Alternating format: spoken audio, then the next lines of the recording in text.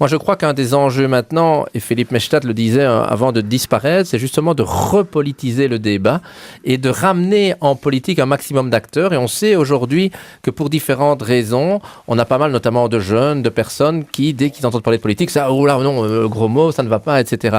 Et donc l'idée ici, c'est de, pour ne pas justement tomber dans des Brexit, dans des Trump, dans des solutions faciles, etc., qu'il y ait des endroits, sans être en rivalité avec des partis politiques, dont Christophe fait partie, dont je fais partie, etc.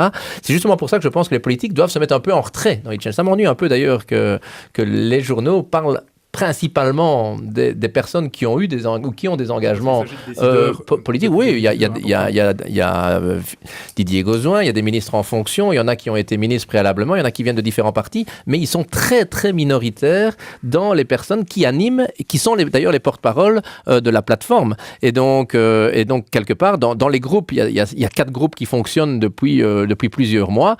Ces personnes-là n'en font pas partie. Et c'était d'ailleurs un souhait de certains groupes qu'il n'y ait pas de politique dedans pour ne pas qu'il y ait de logiciel de lecture politique.